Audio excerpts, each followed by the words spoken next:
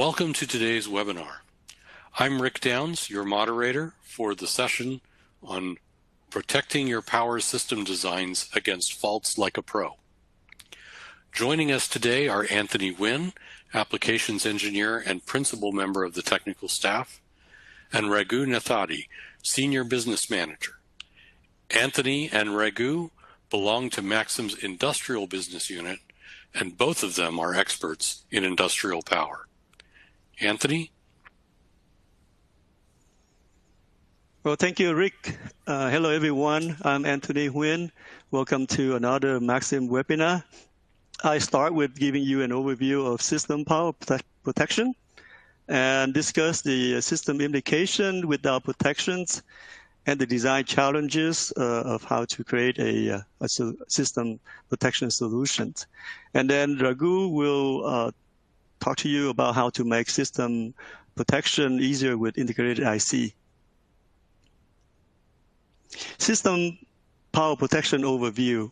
I will cover the common terminology and where system protection is needed. You might have heard of different names in the industry. Today, you probably have heard of hot swap controller, ideal diode, O-ring controller, power limiter, current limiter, E-fuse, Inrush limiter, etc. So these are various names describing some sort of protection against either voltage, current, or temperature fault. With the various names, it achieves the same common purpose to protect your system. So where do we need power protections? Here is a generic system board power block diagram. The board receiving powers from various input from the left, process that power and use on the board, and some of the power will also be distributed to the right to the peripheral downstream equipment. So what do we need here in terms of input power protection? The input voltage can go higher voltage, can also be lower. So you need over voltage and under voltage protection. So on this board here, you see that when the input coming in, there's a bulk capacitor to hold up the energy for the board use. That hold up capacitor, when you first turn on, will require a lot of current to charge it. So we do need some sort of hot swap or Inrush limiting features. Or sometimes there's something wrong on the board. You want to cut the power, and that function usually called an E-fuse function. Sometimes you want to limit the power that the board can draw from the system. If, say, in a system you have the power system that is limited, and the power is powering several boards in the system, you don't want a board to hog all of the power. So power limiting is also required here. Reverse voltage protection, there is cases where the input voltage is reversed, then you want to protect against that condition.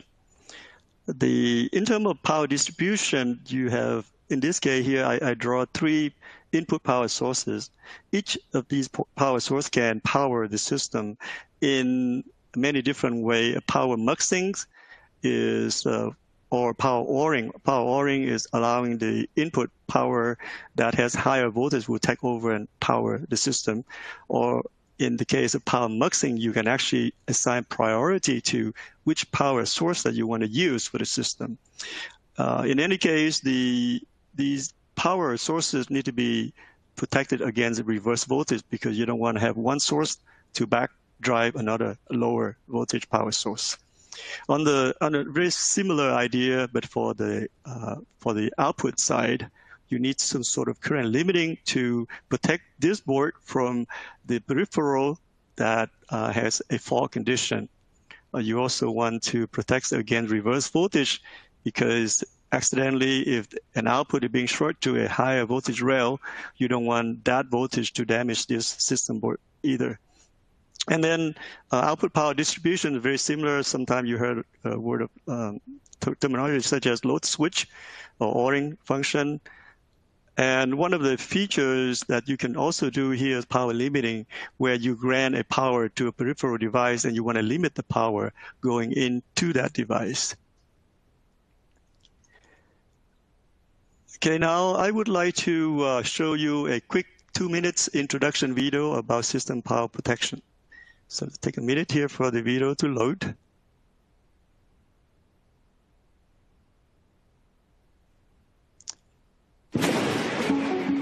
Lightning strikes, battery failures, power surges. Disasters like these can be costly and create unnecessary downtime. And these are just a few of the things we need to protect against. Maxim's complete system protection ICs prevent field failures and unexpected downtime by mitigating the harmful effects of voltage, current, and temperature faults. These fault conditions are frequently encountered in industrial, medical, e-mobility, and other environments. Faults happen. This is why system protection ICs are the cheapest insurance you can buy for your system. By comparison, traditional solutions can use up to 30 or even 40 discrete components. This is cumbersome, bulky, and hard to qualify due to tolerance stacking. High component count also means low MTBF, or mean time between failures. Maxim's highly integrated industrial protection ICs can make life easier by reducing design time and BOM costs, and providing comprehensive protection against voltage, current, and temperature faults, all from one chip. Our solutions integrate back-to-back MOSFETs for robust protection with nanosecond response times. One IC in the portfolio, for example, provides a fast reverse protection response time of just 150 nanoseconds. Easily and affordably protect your systems with Maxim's highly integrated single-chip protection solutions.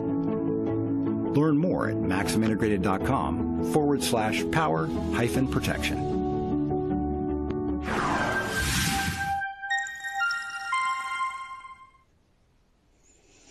All right, I hope you enjoyed that short video.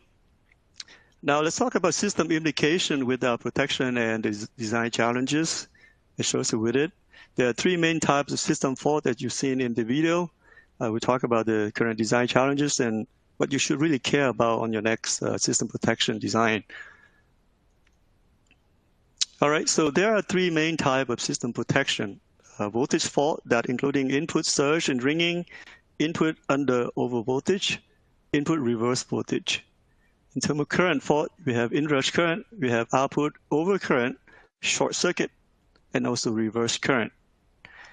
And in terms of temperature fault, you have over temperature protection or thermal protection. We'll talk a little bit more about what's the difference.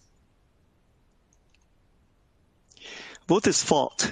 So a hot plug event can cause voltage supply to bounce the rings. I have a little demo to show that. Surge and transient can cause over under voltage event as well. Lightning strike, for example, can cause a very high over voltage condition. And improper cabling can also cause input reverse voltage, or an output short to a higher voltage can also cause reverse voltage. So here an example of a electrical fast transient. This is actually an IEC agency testing to test the system immunity to a transient. This occur, say, after a lightning strike event. So for level 2, the peak voltage here can be as much as 1 kilovolt, even though it happened for roughly 50 nanosecond or so. It's very fast transients, but can be very damaging. In order to tame this kind of transient, we use the transient voltage suppressor to really snuff out or shunt the energy down to the ground. And then after that, there's still remaining high voltage level that need to be taken care of by the system power protection itself. Here is another test to kind of demonstrate the voltage ringing that can cause by a brief short circuits, or sometime during like a hot swapping event where you plug a big capacitor onto a supply rail directly. So in this setup here, I have a 24-volt DC on the left powering a 10-feet cable. On the right is a 1 microfarad capacitor. And I use a switch here to create a momentary short. Pretty much I turn on this FETs here for like a few microseconds and then let go. And what you can see here on the scope shot on the right, is a voltage ringing starting at 24-volt input DC voltage. And you can see that the voltage dropped to 0 during a few microsecond short. And when the switch is turned off and the voltage actually rings up to about 50 volts or twice as much of the DC voltage. So this kind of thing happen all the time in the system, and if you don't protect against that or be unaware of that, your system can fail without you knowing exactly what happened. All right, in terms of current fault, there are two main types of current fault. One is inrush. So in this diagram here, you see a big hold-up capacitor. And that capacitor, when being plugged into a biplane, in this example is 24-volt DC. When you plug that in without inrush control, the current can be quite large following the basic electrical equation, I equal to C dV dt. In this case, if you charge a capacitor from 0 to 24 volt, in 0 time, dV dt would be infinite. And that means that the current will also be infinite. In practical term, it's very large current, and it could damage connector, or it could cause a burn, a PCB trace burn. So we need to have a, in order to protect this inrush current, you need to have a current sensing to sense the current, and then you need to control, in this case, it is an AND FET, and turn on the FET, keep the FET in the region where the current is actually being limited by this FET. Okay, so that is inrush current limiting. When you have a system overload or short circuits, which is on the right side of the hold-up capacitor, if there's an overload condition or a short, you want to limit that current as well using the same FET that limit the inrush current. Now, if there's a short circuit on the supply side, for example, during a transient, so 24 volt can go down to below that value, or if there's a short from the 24 volt down to ground, the both capacitor is now at 24 volts, so it will cause a reverse voltage condition. Or if somebody inadvertently connect the input source in the reverse polarity, that will also cause a reverse voltage condition. Now, in the system where you're providing a board power down to the downstream peripheral, there's also another condition that could cause reverse voltage.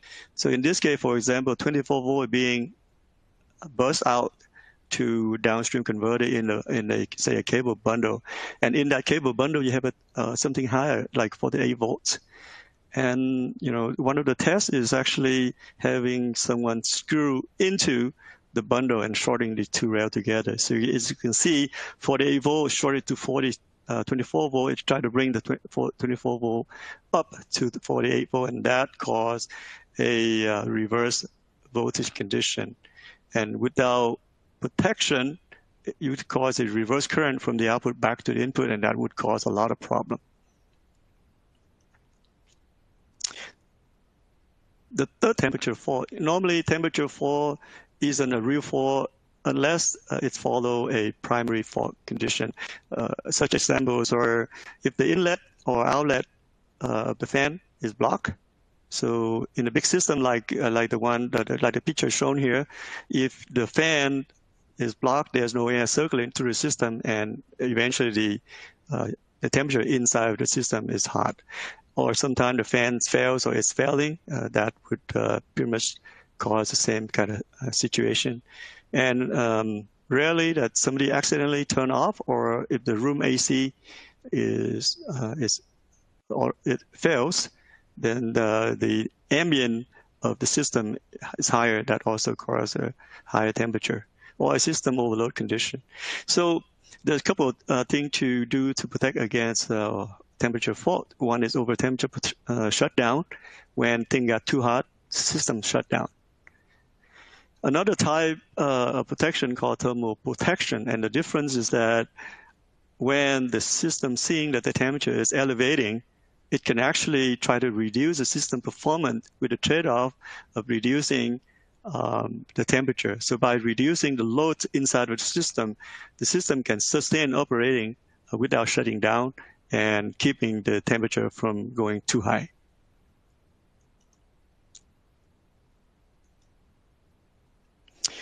Okay, system protection design challenges. If you want to, now you know that there are a lot of fault that can happen to the system. And if you want to protect against, protect your system against those faults, what do?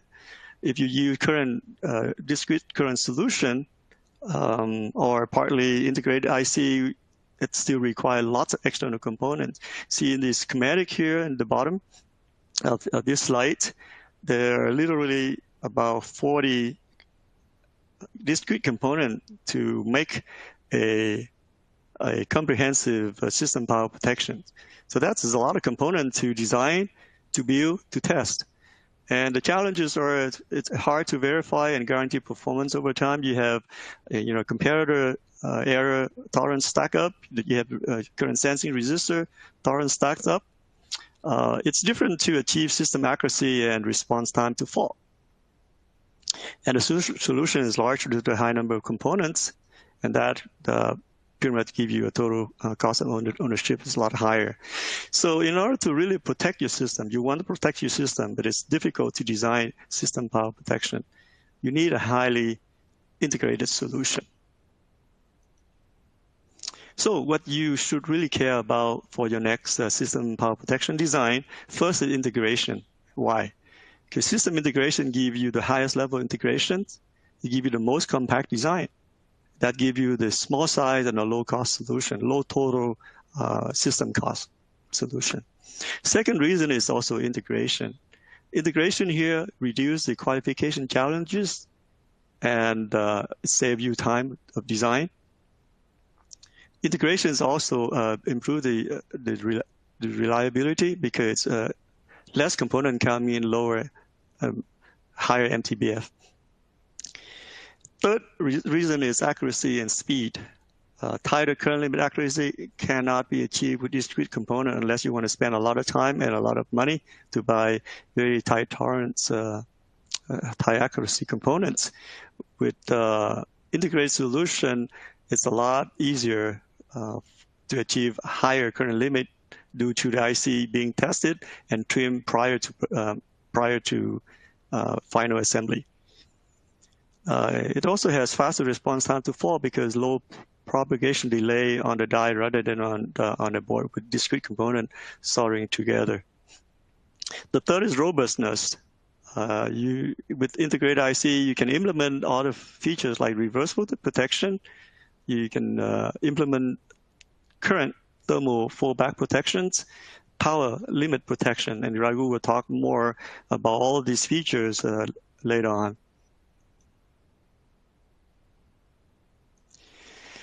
All right, now let's take a little poll questions here. In your design for system power protection, do you use discrete devices only, or do you use discrete but plan to evaluate the integrated IC, or it's not important and you do not even use protection for your system?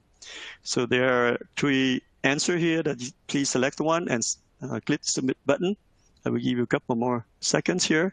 So in your design for system power protection, do you either use discrete only, or you use discrete but plan to use integrated solution, or you don't care? All right, let's go to the next slides.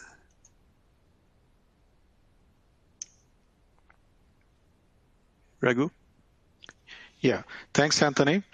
My name is Raghu Nathadi. I'm going to walk you through the last module of this webinar, covering some of the key features of modern protection IC, and I will show you a couple of example protection ICs from Maxim Integrated.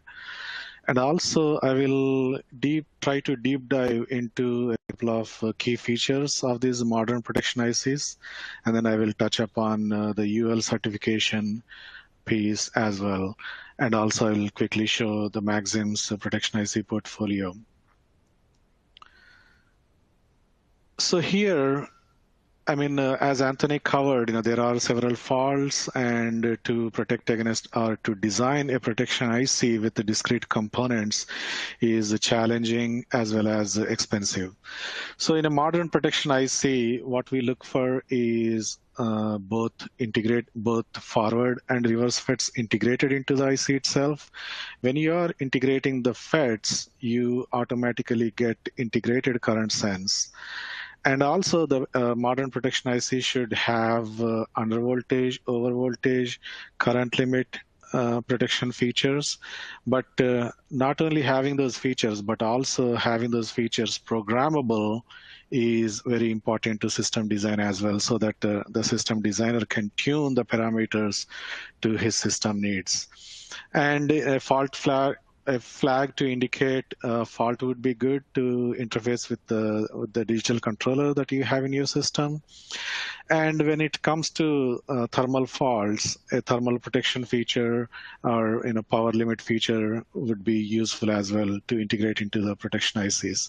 And finally, a protection IC that is already certified by UL will make the system design qualification or certification process simpler, which I will talk about in the later slides.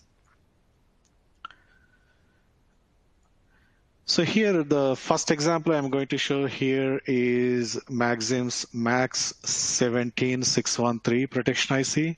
It is a 4.5 volts to 60 volt 3 amp rated protection IC that has all the components integrated that I mentioned in the previous slide. So if you go through some of these integrated features clockwise, starting from the top, I'm highlighting in this schematic here in orange color. So on the top, you see both forward and reverse MOSFETs are integrated here. And because we are integrating the MOSFETs, we are integrating the current sense as well. So it is all internal. So having this current sense integrated will give you higher accuracy compared to a discrete implementation. So when you are sensing the current passing through the protection IC, it is reported through a pin called set I pin to your digital controller. So there is a resistor that hangs onto the set I pin. So by programming or by choosing the value of this resistor, you can set current limit at different current limit values. For example, for this device, you can set it from half an amp to, or actually 0.3 amps to 3 amps. And this set I pin not only used for setting the current limit threshold, but it can be used to monitor the current flowing through the protection IC as well. And it has the thermal protection, and it has programmable UVLO, OVLO, and also it has a pin to select how you want the protection IC to respond in case there is a fault. So this protection IC, it pretty much has everything that is required to protect against voltage, current, or temperature faults. So here I'm showing you a second example, which is Max 17525. So this protection IC, in the previous protection IC, we have both FETs integrated, but here we consciously made a choice to integrate only one of the FETs, the forward FET, integrated into the protection IC. This is because some systems, they may not need the reverse voltage protection. So in that case, you don't need to use this second FET that I'm highlighting here on the top of the schematic. And if you need any, if you have any higher voltage spikes coming in or surges coming in, the TVS I'm showing here on the top left of the schematic is optional. And this particular device, it has thermally controlled foldback protection. And also one of the key features of this protection IC is the power limit feature. So with this feature, you can control or you can limit the power input power or the output power. I have a dedicated slide to talk about this feature later on in the presentation. Okay, so let's dive into some of the details of these key features of the modern protection ICs from Maxim. So like I was mentioning earlier, the SETI pin in combination with the resistor or SETI sets the current limit threshold according to this equation I'm showing here on the left-hand side.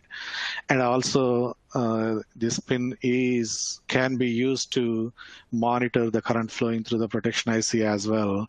And the current is, or the voltage on this pin is proportional to the current as presented in this equation here. And if you need any further details, you can always reference the data sheet of this part on our website. So inrush current protection, in case you have a bulk capacitor on the output side of your protection IC, obviously when the input voltage hot plugged or when the input voltage comes up fast, you would be charging into pretty much a short circuit because the capacitor is not charged yet. So the inrush current protection feature, if you see the first scope shot on the left, it is programmed at 1x current for this part, which is 1 amp. So if you look at the first scope shot and the green waveform, which shows the current passing through the protection IC, see it is very nicely limiting at the programmed 1 amp current limit. And the blue waveform or the waveform number 2, which is the output voltage, it is rising up nicely, charging that capacitor at 1 amp current. And this current, inrush current, can be programmed to a 2x current limit, 2x also, which is 2 amps. And you can see the results here, how nicely this protection IC is controlling the inrush current in the second waveform. All right, so let's cover the power limit feature here. So if you see the schematic portion where we have highlighted this pin called PLIM. So this PLIM is basically, it can be connected through a resistor divider to the input voltage, which is VSN, or it can be connected to the output voltage, which is Vout. So this pin is monitoring either input voltage or the output voltage. And this pin in combination with the SETI pin, which is monitoring the current through the protection IC, looks at when it is connected to the input, it is looking at the power drawn from the input source, or when it is connected to the output, it is monitoring the power delivered to the load. So here, like I'm showing in this equation here, you can set or you can program this protection IC to limit either input power or the output power. And please reference the data sheet from our website if you need more details about how this power limit function works. So here is a real life scope shot of how the power limit protection works. So in this case, if you look at the scope shot on the left side, in this case, the protection IC is programmed to limit the power at the output power at 10 watts. And if you look at the red waveform here, look how nicely it is limiting the power flowing into the load at 10 watts as programmed.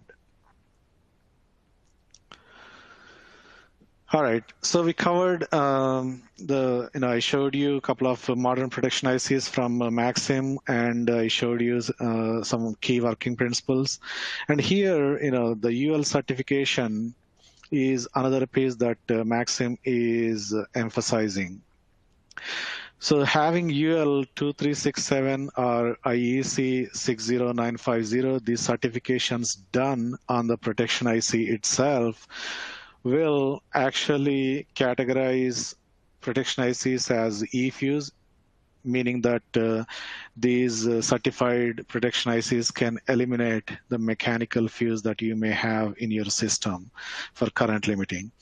Not only that, having the UL certification for these protection ICs, it will simplify or check the boxes on some of the requirements of system level certification needs so that it speeds up the certification efforts at system level. And obviously, it reduces the system level certification costs also.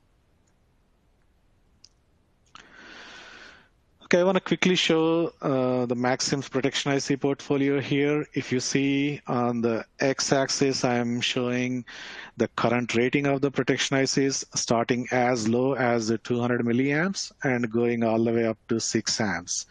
And on the y-axis, I'm showing we have parts that are rated 36 volts or 60 volts.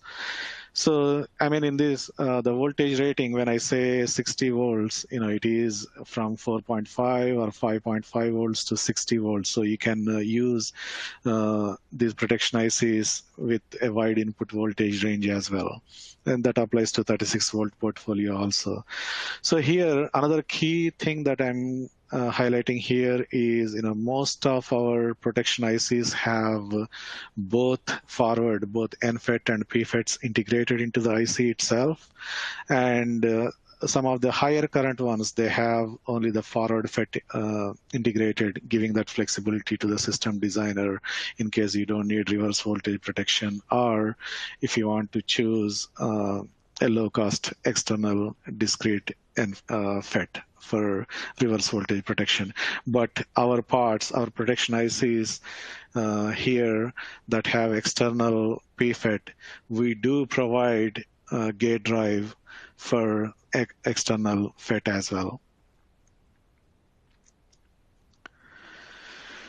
So we have a lot of material, whether they are articles or application notes or tech briefs, white papers. We have a whole bunch of material available on our website.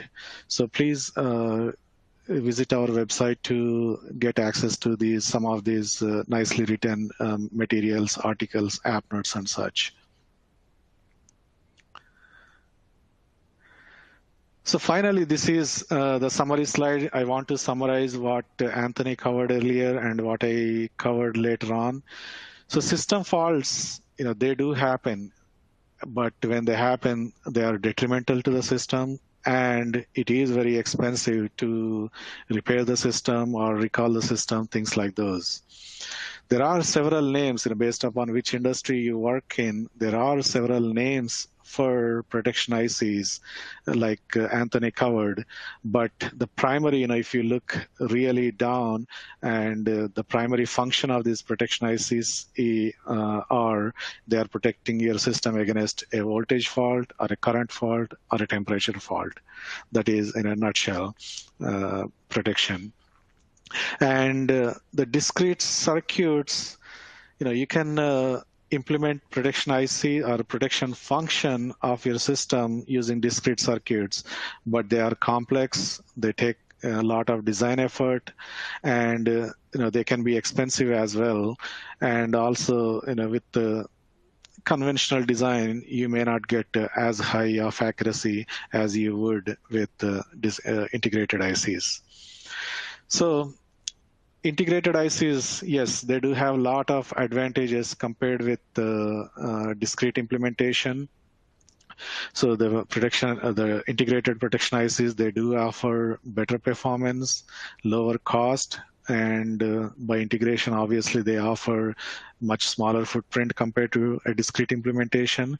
And having all of this feature integrated into a single IC, it will definitely speed up the design work and reduce the qualification times, which enables time to market, a quicker time to market.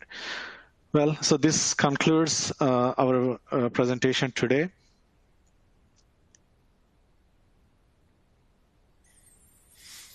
All right. Thank you, Raghu and Anthony, for that informative presentation.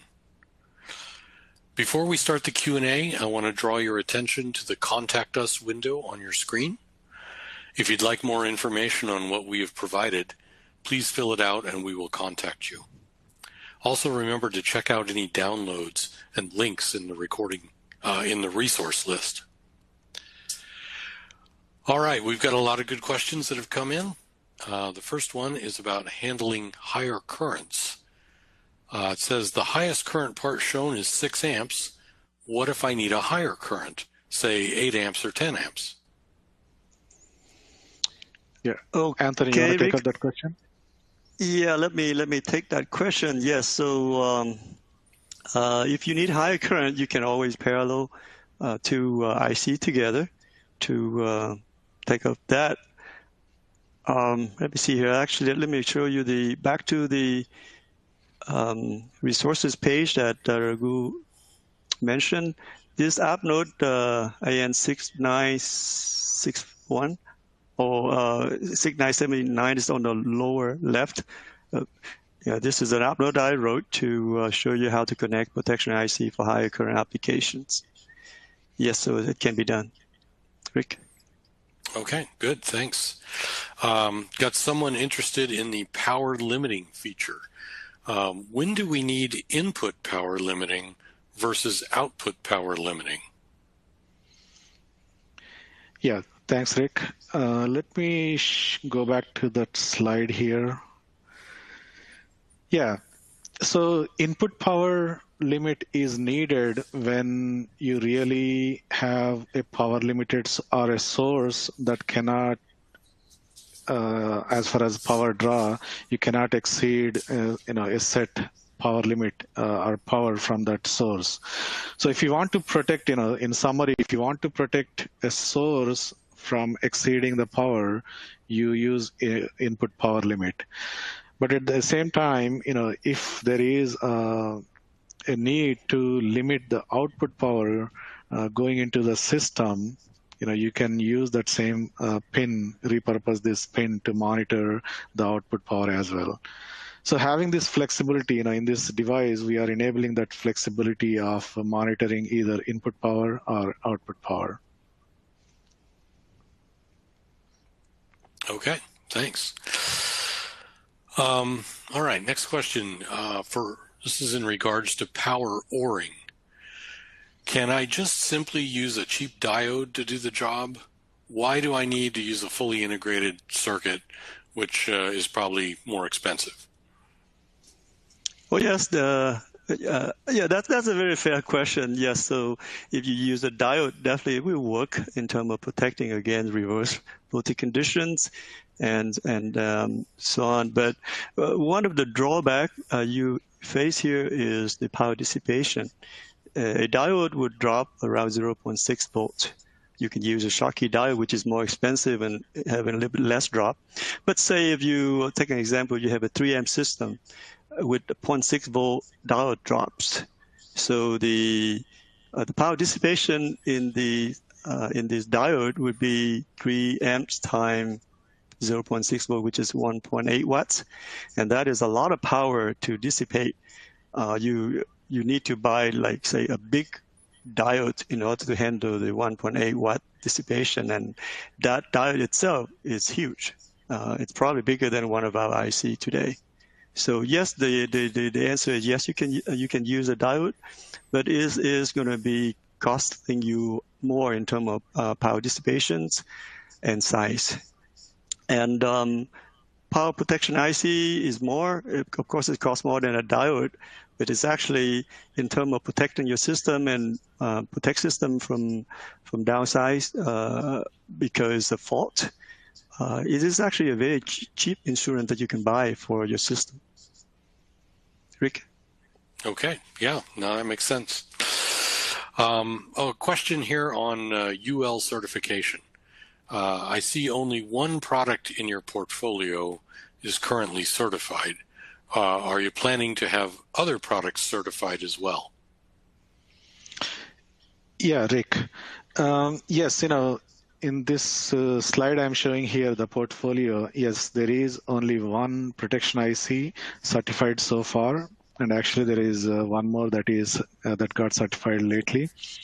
But the plan is to, yes, we do plan to certify more of these protection ICs with the UL to enable, like I mentioned, to enable the system level certification requirements.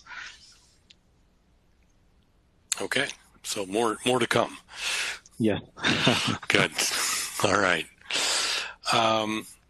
Next question is, I'd like to use the Max 17613 for a 36 volt DC 3 amp application.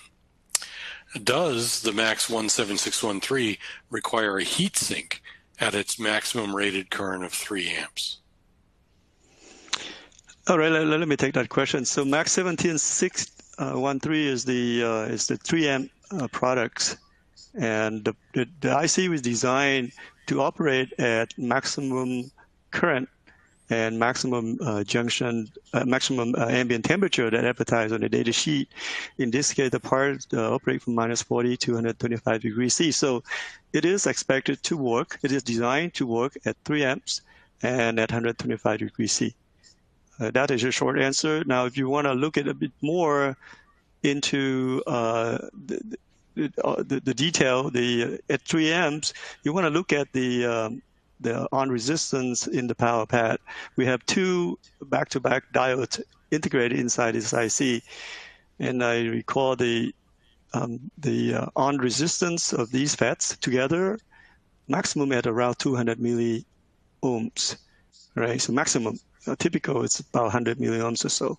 So at 3 amps, I square R is 9 times 1.2. That's about 1.8 watts.